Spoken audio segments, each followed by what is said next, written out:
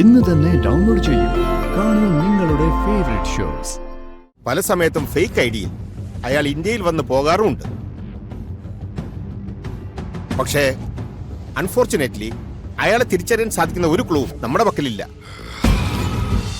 അപ്പൊ ഞാൻ പോന്നു. ബൈ. ഞാൻ തിരിച്ചു വരുന്നവരെ അമ്മയുടെ അപ്പച്ചിയുടെ ഒക്കെ ടോർച്ചറിംഗിൽ പിടിച്ചു നിന്നോണം. തളർന്നു പോരുത്. ഓക്കെ? എന്റെ കിരൺ സാറേ, സാറിനെങ്കിലും ചേച്ചിയോടൊന്ന് പറഞ്ഞു കൊടുത്തൂടെ അല്പം സ്വല്പം ഒന്ന് ബോൾഡായി നിൽക്കാൻ. ഞാൻ പറഞ്ഞിട്ടാണോ? തന്റെ ചേച്ചിക്ക് അതൊന്നും മനസ്സിലാവില്ല. മതി മതി, രണ്ടുപേരും കൂടി എന്നെ ഉപദേശിച്ച നേരം കളയണ്ട. അതെ അതെ, അപ്പൊ ഞാൻ പോകുന്നു. Bye guys. ബൈ. എടാ എടുത്തെടുത്ത്, ഓൾറെഡി ലേറ്റ് ആയി. വേഗം എടുക്ക് പോവാം. ടാറ്റാ. എന്നെ കെയർ ചെയ്തൊരു വാക്ക് പറയാൻ ഈ വീട്ടില് അബിയും മുത്തശ്ശിയും മാത്രമേ ഉള്ളൂ. ഈ വീട്ടിലെ ആരും അല്ലെങ്കിലും ഇവിടെ താമസിക്കുന്ന ഞാനും ഉണ്ട് ദുർഗെ. താനിങ്ങനെ ഫീൽ ആവാതെ വണ്ടി എടുക്കാം.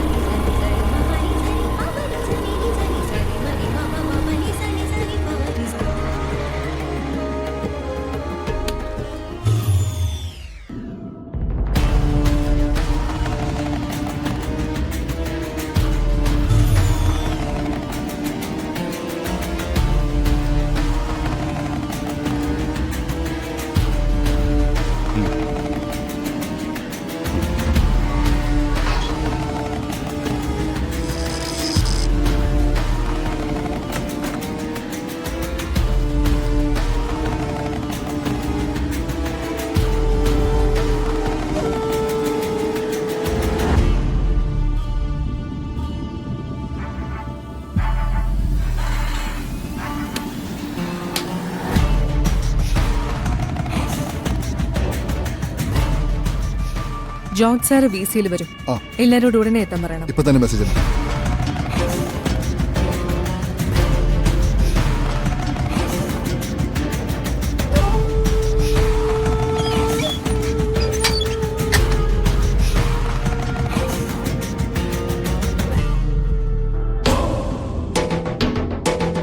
ഹായ്. ഹായ്. നിങ്ങൾ വരുന്നോണ്ട് പറഞ്ഞ വർക്ക്ഷോപ്പ് ക്ലോസ് ചെയ്തു. ബാക്കിയുള്ളവരോട് ഇൻഫോം ചെയ്യാൻ ഞാൻ അഖിലിനോട് പറഞ്ഞിട്ടുണ്ട്.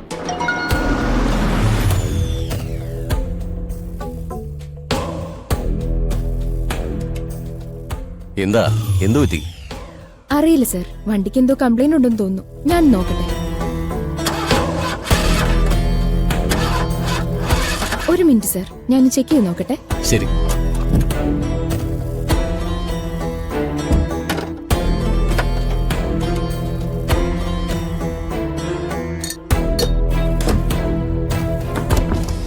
സോറി സർ, കാർ സ്റ്റാർട്ട് ആവുന്നില്ല. കമ്പനിന്ന് ആള് വരാതെ സ്റ്റാർട്ട് ആവുമെന്ന് തോന്നില്ല. ഞാൻ എന്നാ വേറൊരു വണ്ടി അറേഞ്ച് ചെയ്ത് തരട്ടെ.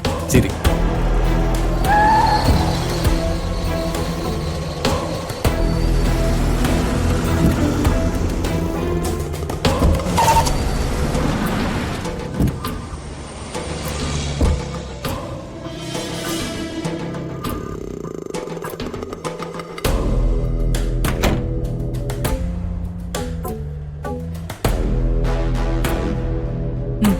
ഇരിക്കും.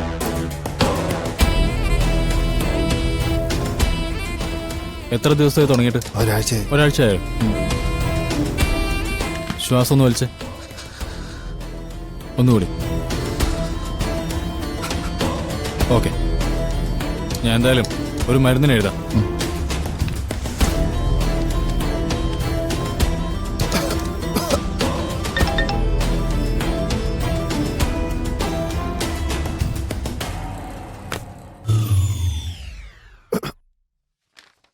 ഇത് 3 നേരം കഴിച്ചോളൂ.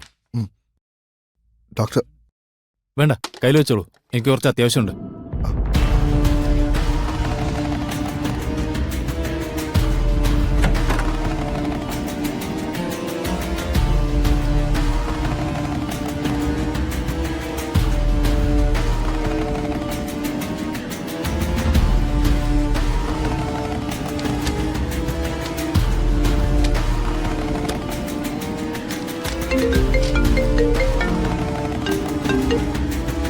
സർ.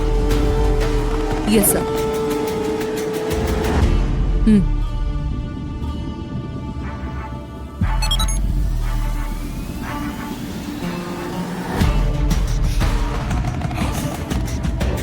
ഇരിക്കും.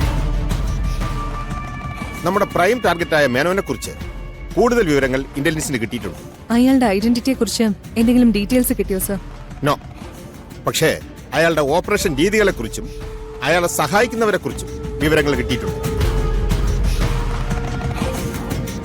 അവരെ കണ്ടെത്തി അയാളിലേക്കുള്ള ലീഡ്സ് നിങ്ങൾ അക്വയർ ചെയ്യണം. സർ. മേനോൻ വിദേശത്തിരുന്നാണ് ഇവിടത്തെ കാര്യങ്ങൾ നിയന്ത്രിക്കുന്നത്. പല സമയത്തും ഫേക്ക് ഐഡിയിൽ അയാൾ ഇന്ത്യയിൽ വന്ന് പോകാറുമുണ്ട്. പക്ഷേ അൺഫോർച്ചുനേറ്റ്ലി അയാളെ തിരിച്ചറിയാൻ സാധിക്കുന്ന ഒരു ക്ലൂ നമ്മുടെ പക്കലില്ല. ആയുധക്കടത്ത്, മനുഷ്യക്കടത്ത്, ഓർഗൻ ട്രാഫിക്, ഡ്രഗ് ഡീൽസ്, അങ്ങനെ എല്ലാവിധ ഇല്ലീഗൽ ആക്ടിവിറ്റീസും അയാളുടെ ടീം ചെയ്യുന്നുണ്ട്. ജെഡിയുടെ അമ്മ ജയശ്രീക്ക് അയാളിലേക്ക് എത്തിച്ചേരുന്ന വിറ്റ്നസ് ഓർ എവിഡൻസ് എന്തോ ഒന്ന് കിട്ടിയിരുന്നു. അതുകൊണ്ട് അവരുടെ ടീം ജയശ്രീയെ ഇല്ലാതാക്കി എന്ന റിപ്പോർട്ടും കിട്ടിയിട്ടുണ്ട്. സി, കേരളത്തിൽ മേനോന് വേണ്ടി കാര്യങ്ങളെല്ലാം ചെയ്യുന്നത് എക്സ് എന്ന് വിളിക്കപ്പെടുന്ന ഒരാളാണ്. അയാളെ കണ്ടെത്തിയാൽ മേനോനിലേക്കുള്ള വഴി എളുപ്പമാണ്.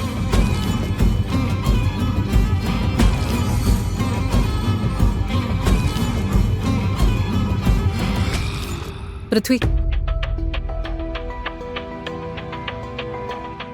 നാളെ അഷിതയോടും വീട്ടുകാരോടും ഒരു ഹോട്ടലിൽ വരാൻ പറഞ്ഞിട്ടുണ്ട്. എല്ലാവരെയും ഒന്നിച്ച് കാണാനും സംസാരിക്കാനും ഒക്കെയുള്ള ഒരു അവസരം ആവുമല്ലോ. പിന്നെ ഇതൊരു പെണ്ണുകാണൽ ചടങ്ങിന്റെ ഗുണവും ചെയ്യും. അത്ര ഒഫീഷ്യൽ അല്ലാത്തോണ്ട് ചമ്മൽ ഒഴിവാക്കാമല്ലോ. എന്താ, നീ ഓക്കെ അല്ലേ? അതെ.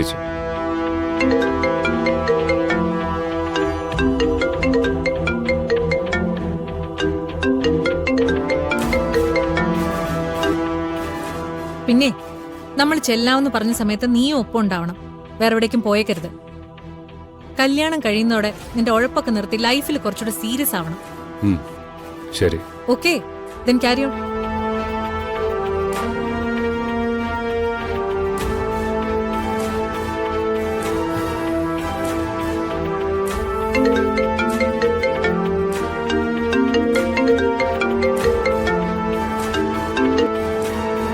ഹലോ. എന്താ ഫോൺ കട്ട് ചെയ്ത്? എടുക്കാൻ പറ്റാത്ത സാഹചര്യം ആയോണ്ടാ ഫോൺ എടുക്കാത്തത്. ഓക്കെ, നാളെ ഒരു പാക്കറ്റ് കൊടുക്കാനുണ്ട്. നീ അത് നേരിട്ട് ചെയ്യണമെന്നാ മേനോൻ സാർ പറഞ്ഞത്. നാളെ എനിക്ക് പറ്റില്ല. വീട്ടിലൊരു ഫംഗ്ഷൻ ഉണ്ട്, എല്ലാരും ഉണ്ട്. അതൊക്കെ മാനേജ് ചെയ്തേ പറ്റൂ.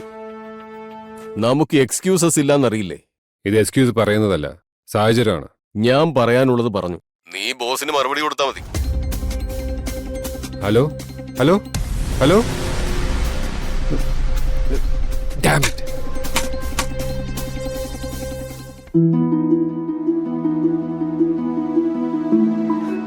മോളെ, മോളെ അശി, എന്താ രണ്ടുപേരും കൂടെ ഒരുമിച്ച്?